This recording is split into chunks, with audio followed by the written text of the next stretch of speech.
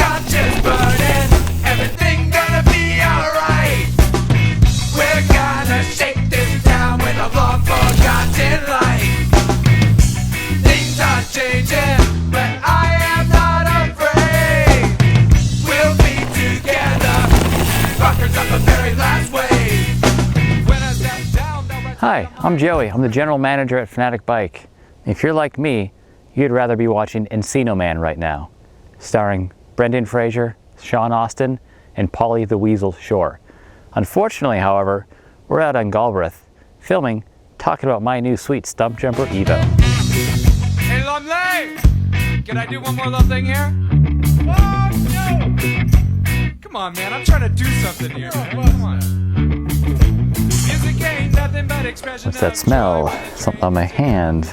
Don't trust its origin. I'm out here today talking about my Stumpjumper EVO alloy. This is a pretty cool bike. I wanted to make sure that I had something that my coworkers would respect and all my friends would be able to lust after as well. So I'm going to run you through some of the components and why I chose them.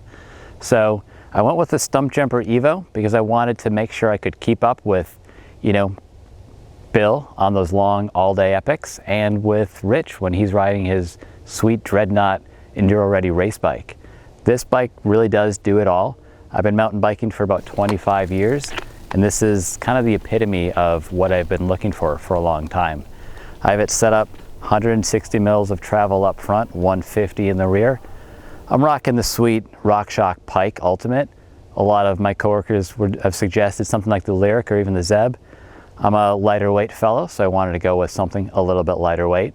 You're going to notice that across the bike I chose some kind of more lightweight elements to it. Cranks in at about 32 pounds. It goes uphill fast and it flies downhill. One of the coolest things that I think that I have going on here right now is my sweet titanium crankset. Now at the shop we had a couple sets of these Cane Creek eeWings, and we had a few left over from some of our demo bikes, so decided to throw that on here. Similarly, I went with another really cool lightweight component, the Revel wheels. I got the RW30 rims on here laced up to some Hope Pro 4 hubs. It's an awesome wheel set. I never really thought I'd be riding carbon wheels. We built a lot of these past year. We built a lot of Weir 1 and a lot of the Ibis rims. These ones just surprised me the most when I got on them. Super snappy feel, good ride quality, lightweight. I think that might be the lightest carbon wheel that we carry. One of you guys can check me on that down below in the comment section. You're gonna say the S30 from Ibis is lighter. I say this is better. Let's see, what else did I do on this bike? I put the one-up handlebars on there.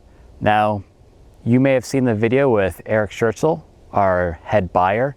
He and I have just about the same build, but I felt like going with a narrower bar. I cut these down to 770. That's kind of the butter zone for me. I've been on the 800, the 820s, I've been on 760s. 770 on this one-up bar is pretty perfect. It is that cool flattened out section, so it dampens the trail a little bit. I think that's a pretty great feature. For me, I would think the Code RSCs are the epitome of what a good brake is. I appreciate that my coworkers like the TRPs. They were like the Hayes Dominions. For me, it was Code RSC. And of course, went with the rainbow ones, because those have the cool rainbow bolts on there. No cost upgrade on those, so of course I went with it. Other little things I put on there that may not be standard spec on an alloy mountain bike. Got the SRAM AXS. I went with the XX1 because, well, let's just admit it, I'm worth it. Also, we just had a set of that lying around in the shop, so decided to test that out. Rocking the 10 to 50 X01 cassette. That's a wear part. Didn't really feel like I needed the XX1 cassette on there. Rocking a KMC X12 chain on there. It's gold, so that means it's faster, obviously. Went with that because at the time we didn't have a lot of change in stock, and I wanted to make sure that you customers got the opportunity to buy the SRAM chain, and I went with this KMC chain. That was a little noisy in that 42 tooth at first. It's quieted down after a few long pedal days with my filmographer Doug here. Just cranking out elevation gains 2,000 to 3,000 feet going uphill. That broken in nicely. Now it's whisper quiet.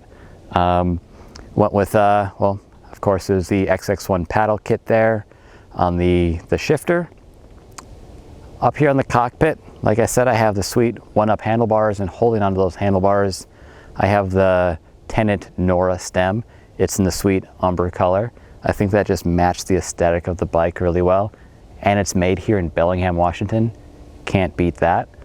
Moving along, wolf tooth components, dropper lever. I feel like that just has the best feel. It has the light action on there, so it makes my one-up seat post go up and down super smoothly. That's been around for a couple of years now, and it's a lever I just keep going back to. Got these sweet Deity slim fit grips on there. I do have some massive paws. I wear a size medium in a men's glove, and these grips just fit perfectly. They're squishy, but they don't have too much bulk to them. A lot of the grips coming out these days have a lot of meat to them, and I'm just not used to holding on to something that fat.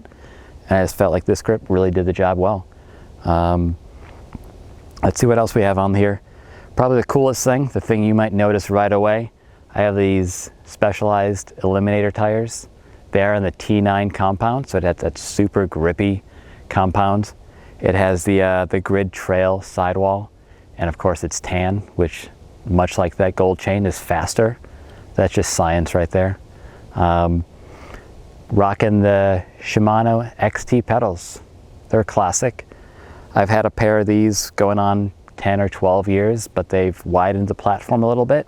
So you got a big wide foot. That XT pedal is going to support you a little bit more. Then place for my keister. Got that specialized power arc saddle, 143 millimeters on the width. It's pretty comfortable. I have these on my road bike and gravel bike as well. Yeah, we at Fanatik Bike, we ride all sorts of bikes. The curly drop bars, flat bars, a little bit of everything. But this saddle is just super comfortable. Don't even have to wear a chamois on a 2 or 3 hour ride. That's how comfy it is. And last but not least, I got the cool extra large muck off fender. Gets a little muddy here in the Pacific Northwest. This helps keep my teeth clean. Well, thanks for watching me talk about my Stumpjumper EVO alloy. I do feel it is a do-it-all bicycle. Of course, if you have any questions, you can give us a call. You can email us at sales@fanatikbike.com. And don't forget, we do have these bikes in stock at the brick-and-mortar store in Bellingham. And we have the frames loaded up into the builder, so you can build up a completely crazy build like mine with titanium cranks and carbon wheels, or you can do something more practical. It's all there for you. Thanks for watching. Conscience burning, everything gonna be alright. We're gonna shake this down with a long forgotten light. Things are changing, but I am It's cold out here, huh?